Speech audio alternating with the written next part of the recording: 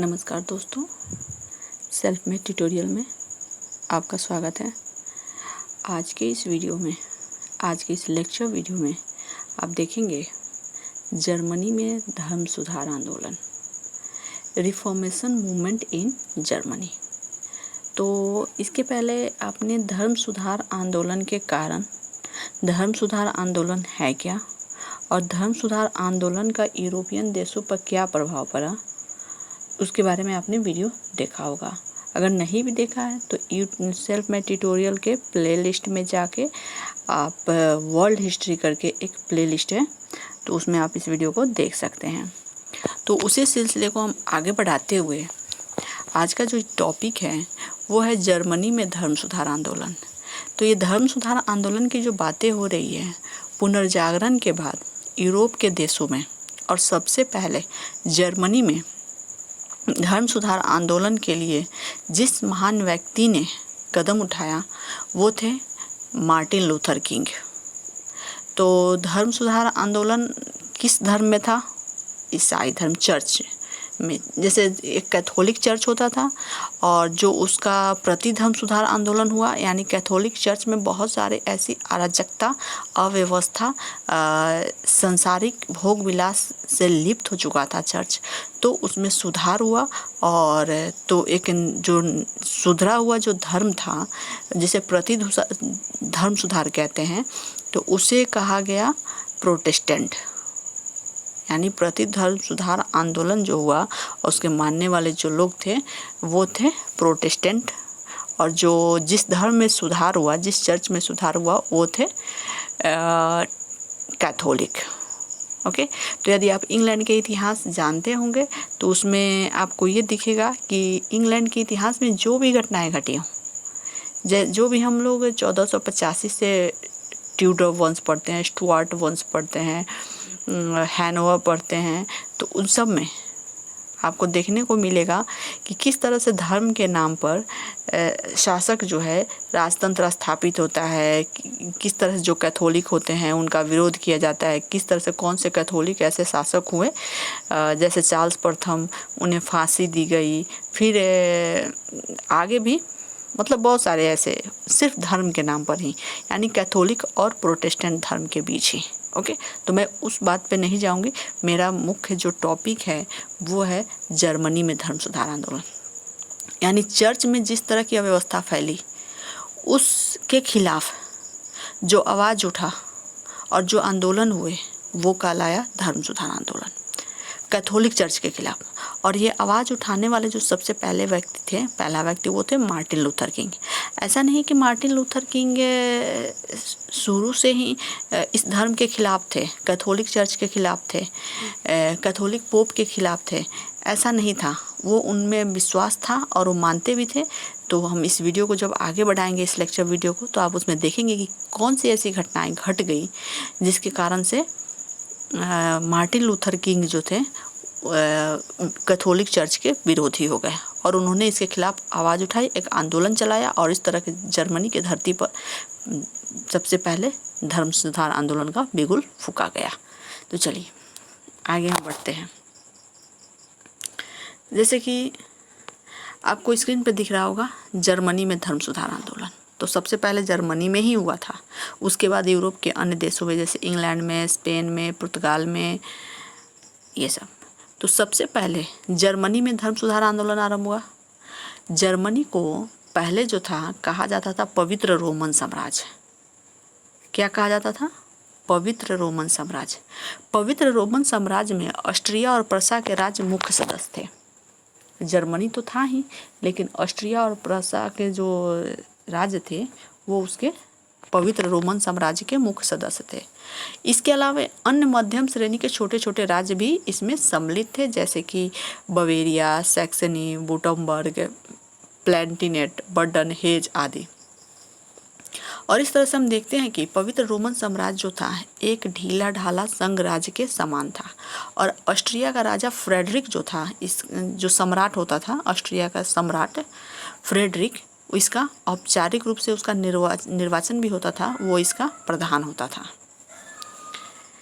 और और उनका निर्वाचन मध्यम श्रेणी के राज्यों के शासक करते थे। जो सम्राट होता था और जो पवित्र रोमन साम्राज्य का भी सम्राट कहलाता था, ऑस्ट्रिया का शासक, तो उसका एक चुनाव होता था जिन्हें इलेक्टर कहा जाता था। कहने को संसद भी थी, लेकिन सम्राट या संसद का प्रभावशाली नियंत्रण नहीं था। और जर्मनी में धर्म सुधार की सफलता के लिए इस राजनीतिक स्थिति को जानना आवश्यक है। यानी कि किस तरह से जर्मनी को पवित्र रोमन साम्राज्य कहा जाता था और किस तरह के ऑस्ट्रिया और प्रसा वहाँ के प्रधान थे। ऑस्ट्रिया का शासक जिन्हें चुना जाता था मध्यम वर्ग के द्वारा, वो शासक पवित्र रोमन साम्राज्य का प्रधान समझा जाता था। और इस समय जब जर्मनी में धर्म सुधार आंदोलन हुआ तो उस समय उस राजनीतिक स्थिति क्या थी, इसके बारे में हम लोग आगे इस लेक्चर वीडियो में पढ़ेंगे। तो सबसे पहले जर्मनी में धर्म सुधार आंदोलन की शुरुआत करने वाले जो पहले व्यक्ति थे जिन्होंने किया, उनका नाम था मार्टिन लूथर किंग। तो इसलिए हमें सबसे पहले ये ज़रूरी है कि हम मार्टिन लूथर किंग के प्रारंभिक जीवन के बारे में जानें।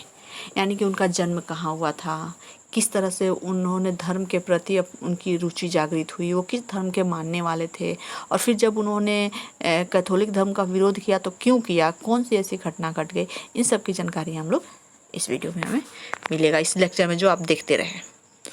तो जब हम बात करते हैं मार्टिन लूथर किंग की, जिन्होंने जर्मनी में सबसे पहले धर्म सुधार आंदोलन की शुरुआत की, तो मार्टिन लूथर ने सबसे 1517 ईस्वी में कब किया था, 1517 ईस्वी में धर्म सुधार आंदोलन शुरू किया था। तो हम उनके बात करते हैं उनके जन्म की। तो मार्टिन लूथर किंग का जन्म जो हुआ था 1483 को सक्सनी में एक निर्धन कृषक परिवार में हुआ था। उनके पिता जो थे 14 वर्ष की आयु में मेडनबर्ग के स्कूल में पढ़ने भेजा। 1501 में एफर्ट के विश्वविद्यालय में प्रवेश लिया और सबसे पहले उनके पिता की इच्छा अनुसार उन्होंने अपने पिता की इच्छा अनुसार कानून का अध्ययन आरंभ किया, लेकिन उन कानून पढ़ने में उनकी रुचि नहीं थी और इस तरह से उन्होंने धर्मशास्त्रों का अध्ययन आरंभ कर दिया। किसने? मार्टिन लूथर किंग ने, क्योंकि उनके पिता चाहते थे कि ये कानून की पढ़ाई करे, लेकिन उन्होंने धर्मशास्त्र उसकी पढ़ाई बीच में ही छोड़ दी और धर्मशास्त्रों की पढ़ाई उन्होंने आरंभ कर दिया। और इस तरह से धर्मशास्त्र जब पढ़ रहे थे तो उनकी शिक्षा दीक्षा में तेजी से प्रगति हुई और उसने मौलिक चिंतन आरंभ किया।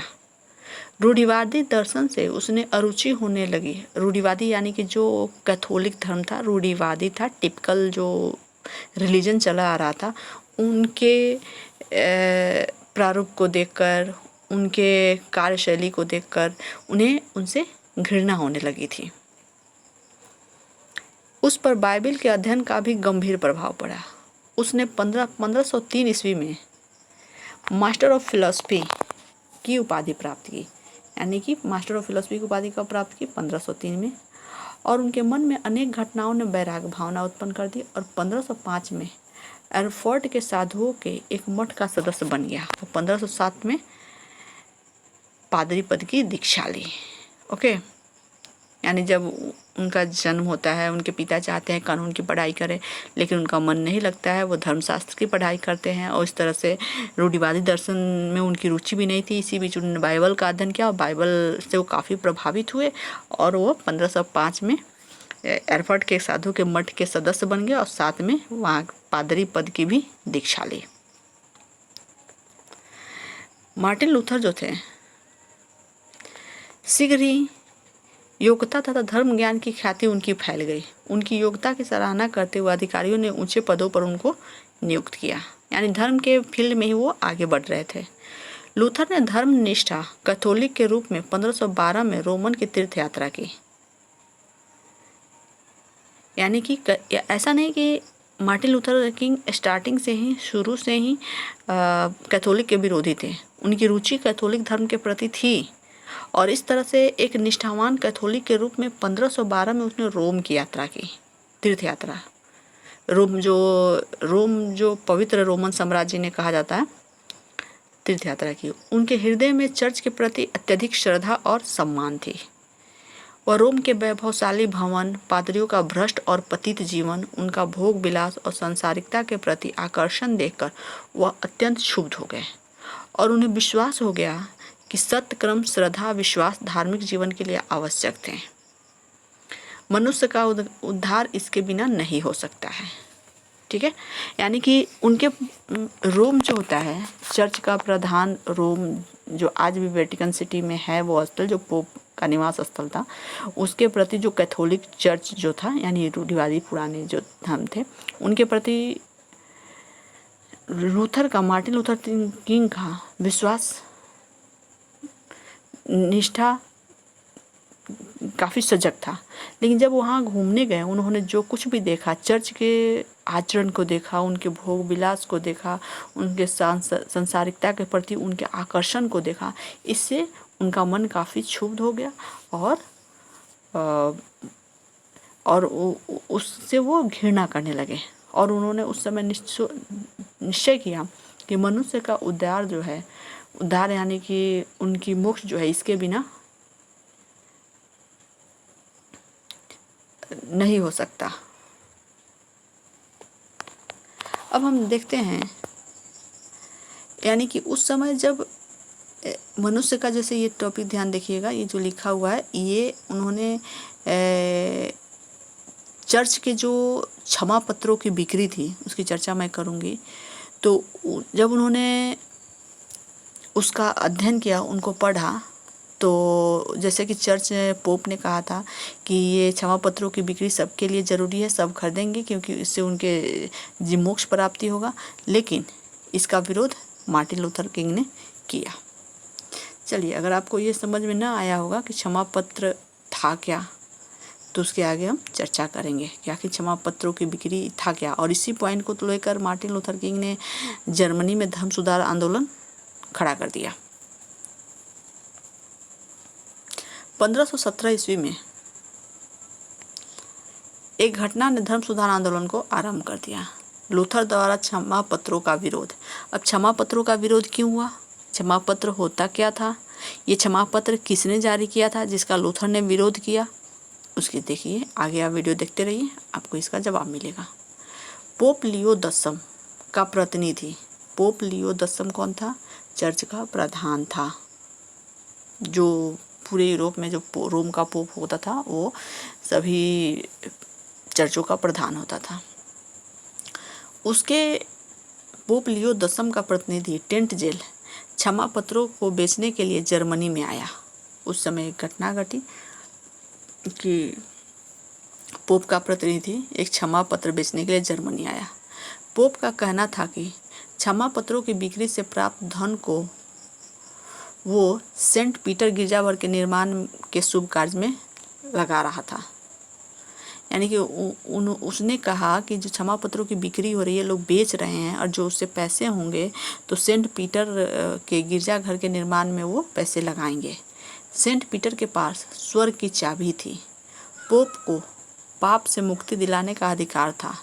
चर्च पहले भी क्षमा पत्रों को प्रायश्चित करने तथा सत्कर्म करने वालों को देती थी, लेकिन अब धन के बदले में क्षमा पत्र बेचे जाने लगे। आपको आया समझ में? यानी कि एक प्रकार की ऐसे कोई पत्र जारी किए जिसमें कहा गया कि यदि आप इसे खरीदेंगे तो आप अनेक प्रकार के पापों से मुक्त हो सकेंगे। और इस तरह के पत्र पोप पहले भी देता था, लेकिन वो फ्री में देता था, सही कार्यों के लिए देता था। लेकिन अब उसकी बिक्री करके वो पैसे बनाने लगा और कहा कि इस पैसों से वो सेंट पीटरबर्ग के जो मकान है, जो गिरजाघर है, उसको बनाने में वो खर्च करेगा। तो जो बातें उन्होंने लिखा उस क्षमा पत्रों की बिक्री में, तो उसका विरोध ये लूथर ने किया। जब टेंट जेल बीटनबर्ग आया, लूथर ने क्षमा पत्रों के विक्रय का विरोध किया। 31 अक्टूबर 1517 को बीटनबर्ग के कैसल गिरजाघर पर क्षमा पत्रों के विरोध में 95 प्रश्न लिखकर टांग दिए और उसने शस्त्रार्थ की चुनौती दी। जर्मनी में शीघ्र ही लूथर के विचारों का प्रचार हो गया, उन्हें व्यापक समर्थन प्राप्त हुआ। यानी कि जब टेंट जेल बीटनबर्ग आया तो लूथर ने क्या किया, जो क्षमा पत्र थे उसका विरोध किया और इसको विरोध में 95 प्रश्न यानी 95 प्रश्न को उस पर लिख के जो सवाल किया था, किससे? चर्च से, उस पर टांग दिया और बोला कि यदि मैं गलत हूँ तो शास्त्रार्थ करने के लिए वो मेरे सामने आए। लोगों ने भी उसको पढ़ा और इस तरह से वो लैटिन भाषा में लिखा गया, आम जन की भाषा थी। उस पत्र का काफ़ी प्रचार प्रसार हुआ और लोग ने लूथर का समर्थन किया। और इस तरह से अप्रत्यक्ष का विरोध जो है कब प्रत्यक्ष में बदल गया, इसकी चर्चा आप आगे देखेंगे। इस तरह से लूथर और चर्च के मध्य संघर्ष तो शुरू हो गया, लेकिन जर्मनी में लूथर के विरोध का, उसके 95 बिंदुओं की काफ़ी चर्चा हुई और लूथर काफ़ी विख्यात हो गया। और इस तरह से जिज्ञासु छात्रों की संख्या में बीटनबर्ग विश्वविद्यालय में वृद्धि होने लगी। सैक्सनी का इलेक्टर शासक, यानी सैक्सनी यानी ऑस्ट्रिया का जो शासक था फ्रेडरिक, एक सच्चा कैथोलिक था। उसने लूथर में महान श्रद्धा थी, वो सच्चा कैथोलिक था। कैथोलिक तो पहले खैर लूथर भी था, लेकिन चर्च के जो क्षमा पत्रों की जो बिक्री थी उस पे इस का विचार जो है चर्च के प्रति बदल गया। और जो फ्रेडरिक था, जिसे पवित्र रोमन साम्राज्य का प्रधान कहा जाता था, जो ऑस्ट्रिया का प्रधान था, जो एक इलेक्टर था, उसे लूथर महान में श्रद्धा, वो लूथर को मानता था।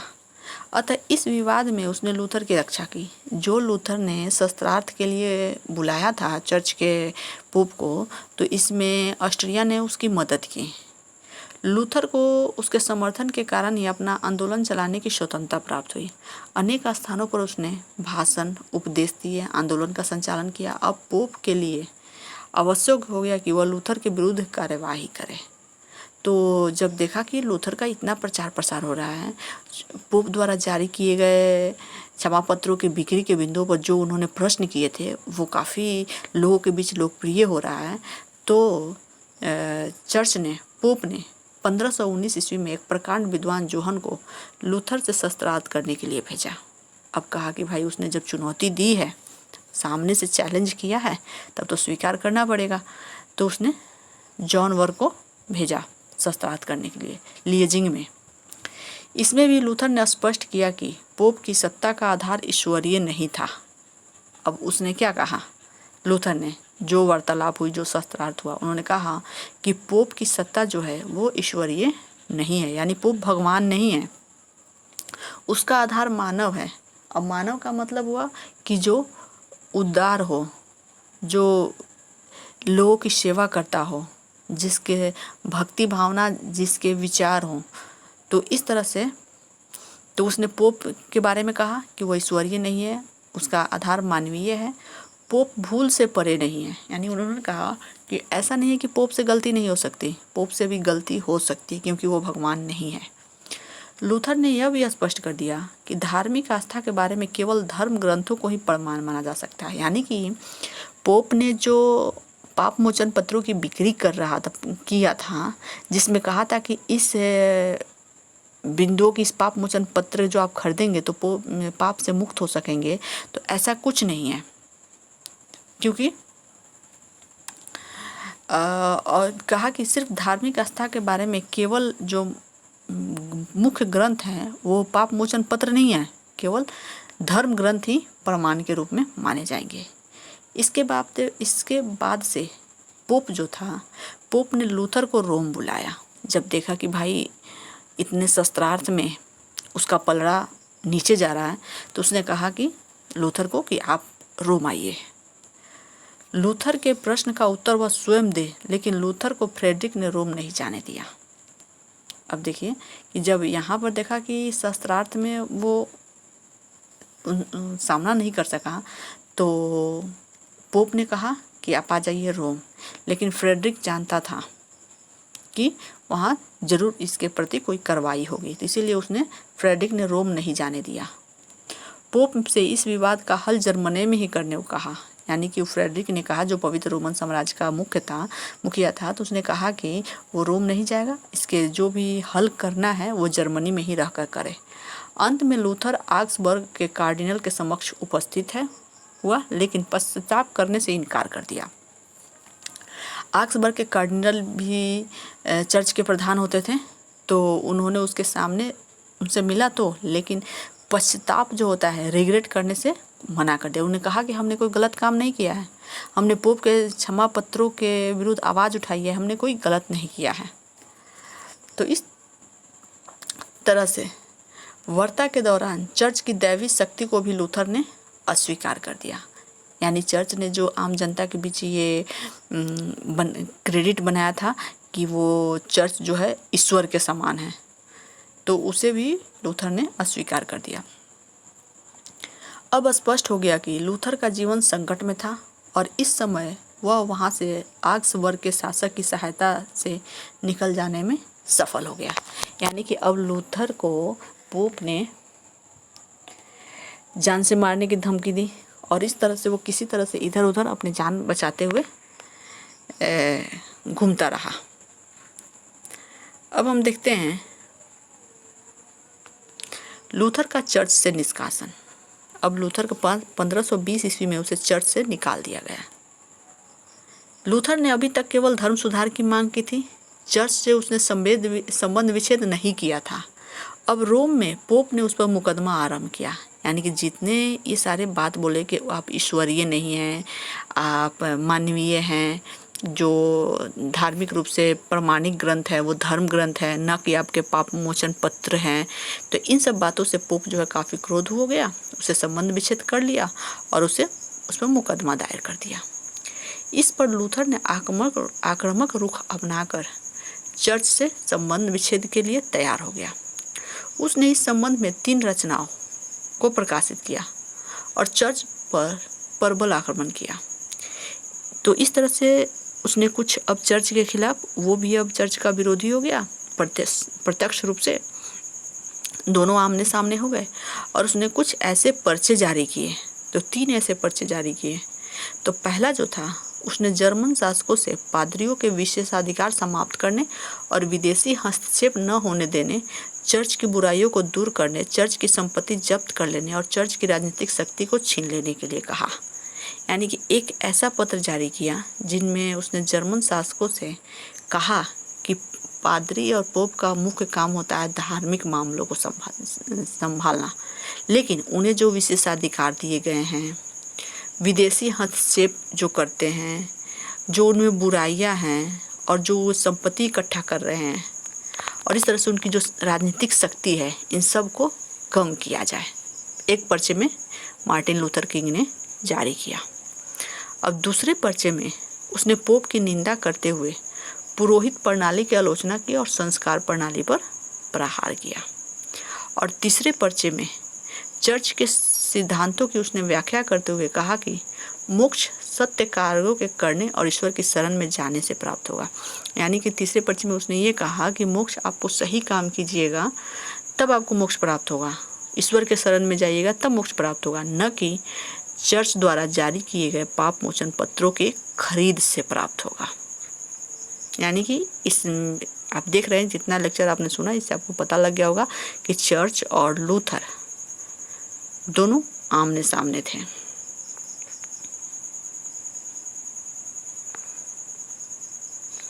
पोप ने 1520 में निर्णय लिया कि लूथर 60 दिनों के अंदर विद्रोही मार्ग छोड़ दे। अब पोप ने सोचा कि कुछ ऐसा रास्ता अपनाया जाए जिससे कुछ मामला शांत हो सके और उनकी सत्ता बनी रहे। तो उसने अल्टीमेटम दिया कि 60 दिनों के अंदर विद्रोही मार्ग छोड़ दे। कौन? लूथर। लूथर ने इस आरोप को स्वीकार नहीं किया और पोप के आदेश को सार्वजनिक रूप से जला दिया। उसने जो आदेश दिए थे उसको जला दिया। फ्रेडरिक ने लूथर के प्राणों की रक्षा की और उसे रोम भेजना अस्वीकार किया और इस पर लूथर और उसके अनुयायियों को पोप ने चर्च से बहिष्कार कर दिया और नास्तिक घोषित कर दिया। यानी कि लूथर जो था, लूथर के जो अनुयायी थे, उसे पोप ने चर्च से बाहर निकाल दिया और कहा कि ये लोग नास्तिक हैं। अब हम देखते हैं कि आगे क्या होता है। वर्म्स की संसद की बैठक होती है, उसमें क्या निर्णय लिया जाता है। चर्च से बहिष्कृत होने पर मृत्यु दंड या जीवित जला देने की परंपरा थी। यानी कि वहाँ का जो नियम था उसके अनुसार था, यदि चर्च किसी को बहिष्कृत कर देता है, उन्हें बाहर निकाल लेता है, तो उस व्यक्ति को मृत्यु दंड या जीवित जला दिया जाए। पोप ने पवित्र रोमन साम्राज्य के सम्राट चार्ल्स पंचम के पास बहिष्कृत करने की घोषणा भेजी। यानी कि जो उसने पत्र जारी किया था लूथर को बहिष्कृत करने का, तो उसने वो पत्र भेजा पवित्र रोमन साम्राज्य के सम्राट के पास। सम्राट ने लूथर को सीधे मृत्युदंड देने की अपेक्षा उसका मामला साम्राज्य की संसद में रखा। उसे जो कहा गया वर्म्स की संसद, तो ये मामला उसने मृत्युदंड नहीं दिया। किसने? पवित्र रोमन साम्राज्य के सम्राट ने उसे संसद में रख दिया। और संसद की बैठक वर्म्स में बुलाई गई। वर्म्स में सम्राट ने ऐसा क्यों किया? उसके कई कारण थे। प्रथम, लूथर के पक्ष में जर्मनी की लोकमत थी। अब ये बात है कि पवित्र रोमन साम्राज्य जो चर्च का ही समर्थक था, तो जब चर्च ने उसे मृत्युदंड की सजा सुनाई तो फिर पवित्र रोमन साम्राज्य ने उसने साथ क्यों नहीं दिया? तो पवित्र रोमन साम्राज्य ने उसका साथ नहीं दिया, इसके बहुत सारे कारण थे। सबसे पहले, लूथर जो था जर्मनी में काफ़ी लोकप्रिय हो चुका था, उसके विचार काफ़ी लोकप्रिय हो चुके थे, लोकमत उनके साथ था। दूसरी बात, लूथर के पक्ष में जर्मनी के अनेक शासक भी थे। और तीसरा, फ्रांस से युद्ध होने की संभावना थी, अतः इन शासकों को सम्राट नाराज नहीं करना चाहता था। और चौथी बात थी, सम्राट भी यह नहीं चाहता था कि पोप अपनी जड़ों को जर्मनी में मजबूत करे। यानी सम्राट भी नहीं चाहता था कि एक राजा के अंदर एक राजा की तरह व्यवहार करने वाला कोई ऐसा संस्था हो, क्योंकि चर्च एक धार्मिक संस्था थी, तो वो सिर्फ धार्मिक ही बन के रहे, ना वो राजनीतिक संस्था बने, ना उन्हें कोई विशेष अधिकार प्राप्त हो, ना एक शक्ति पावरफुल संस्था बने। तो ये भी पवित्र रोमन साम्राज्य के सम्राट नहीं चाहते थे। लूथर ने 1526 में संसद के समक्ष उपस्थित हुआ। उसने अपने सिद्धांतों में पुनः आस्था प्रकट कर पाप की आलोचना की। इस पर लूथर को सम्राट ने नास्तिक घोषित कर दिया, उसे साम्राज्य की सुरक्षा से वंचित कर दिया।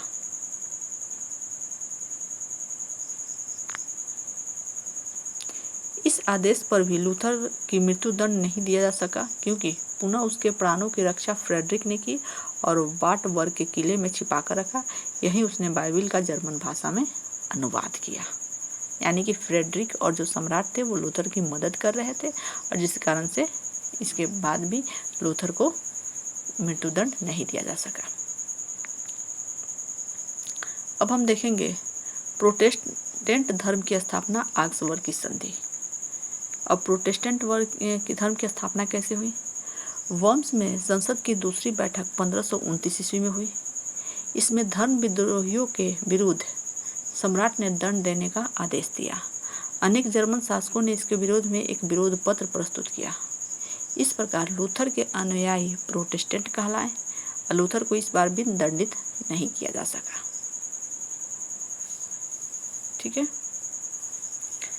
और तीसरा जो था, आक्सबर्ग की जो संधि हुई थी, पहली तो ये सारी बातें हुई। तीसरा, आक्सबर्ग संसद ने 1530 ईस्वी में इस पर पुनः विचार किया गया, लेकिन लूथर का धर्म इस समय स्थापित हो चुका था और उसकी लोकप्रियता जर्मन जनता और शासकों में इतनी बढ़ चुकी थी कि लूथर के विरुद्ध कार्यवाही असंभव हो गई। सम्राट चार्ल्स पंचम के देशद्रोह के धर्मद्रोह के सख्ती से कुचलने की घोषणा से लूथर के अनुयायी राजाओं ने संघ बना लिया। यानी कि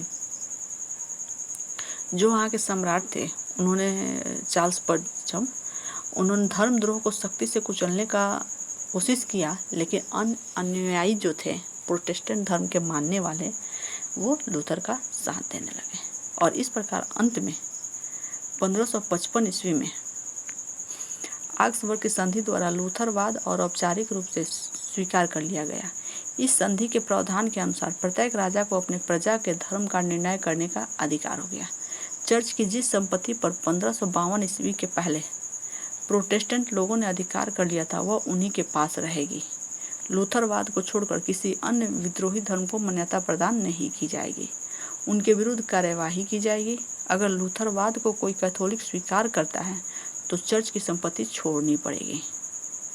जर्मनी में जिन कैथोलिक राज्यों में लूथर के अनुयायी थे, उन्हें अपना धर्म छोड़ने के लिए बाध्य नहीं किया जाएगा। और इस तरह से 1546 में आक्सबर्ग की संधि के पहले ही लूथर की मृत्यु हो चुकी थी। कैथोलिक चर्च में उसने सुधार के मांग के साथ विद्रोह किया था और अंत में एक नवीन धर्म स्थापित करने में सफलता प्राप्त की। यानी कि लूथर का जो विरोध था वो रंग लाई और इस तरह से एक नए धर्म यानी प्रोटेस्टेंट धर्म की शुरुआत हुई। जर्मन में लूथरवाद की सफलता के कारण थोड़े वर्षों में ही जर्मनी में लूथर के सिद्धांतों का प्रसार हो गया और उसकी मृत्यु के पश्चात लूथरवाद को मान्यता प्राप्त हो गई और इसकी सफलता के कई कारण थे। पहला, लूथर लोकप्रिय और राष्ट्रीय था। जो लोग चर्च की बुराइयों को दूर करने के पक्ष में थे उन्होंने लूथर का समर्थन किया। व्यापारी उद्योगपतियों ने चर्च की भूमि तथा संपत्ति को प्राप्त करने के लिए लूथर का समर्थन किया। इस आंदोलन में जर्मन देशभक्तों ने विदेशी हस्तक्षेप को समाप्त करने का अवसर देखा और इसका समर्थन किया। जर्मन शासक वर्ग ने लूथर का समर्थन किया क्योंकि उसकी सत्ता चर्च के बंधनों से मुक्त हो गई। ओके, तो ये था जर्मनी में धर्म सुधार आंदोलन। कैथोलिक रूढ़िवादी कैथोलिक धर्म का विरोध हुआ, पापमोचन पत्रों की बिक्री पर प्रतिबंध लगा और लूथर के इस युग को लूथरवाद कहा गया। और लूथर जो है अनेक कष्ट और समस्याओं को सहते हुए जर्मनी में एक नए धर्म प्रोटेस्टेंट धर्म की स्थापना हुई और धर्म सुधार के तहत एक नए धर्म प्रोटेस्टेंट धर्म की शुरुआत हुई और लूथर के समर्थक प्रोटेस्टेंट धर्म का पालन करने लगे। और इस तरह से इंग्लैंड प्रोटेस्टेंट धर्म मानने वाला देश था। तो इस तरह से जर्मनी में धर्म सुधार आंदोलन सफल रहा, जिसका प्रभाव यूरोप के अन्य देशों पर भी पड़ा और ये लोग प्रभावित भी हुए। ओके, तो ये रहा जर्मनी में धर्म सुधार आंदोलन या जर्मनी में मार्टिन लूथर किंग द्वारा किए गए धर्म सुधार आंदोलन एक परिचय था। तो आप हमें ज़रूर बताएं कि आपको ये वीडियो कैसा लगा। वीडियो अच्छा लगा हो तो वीडियो को लाइक करें। लाइक तो बनता है क्योंकि आप इस लेक्चर वीडियो को देखते हैं। वीडियो को ज़्यादा से ज़्यादा शेयर करें। अगर आप चैनल पर नए हैं तो चैनल को सब्सक्राइब और शेयर करें। हम फिर मिलते हैं एक नए वीडियो के साथ, जिसमें अगला जो वीडियो होगा वो होगा इंग्लैंड में ग्लोरियस मूवमेंट, यानी कि 1688 ईस्वी की गौरवपूर्ण क्रांति नेक्स्ट वीडियो होगा। तो इसीलिए आप पढ़िए और चैनल को फॉलो करते रहिए। हम फिर मिलते हैं एक नए वीडियो के साथ। धन्यवाद।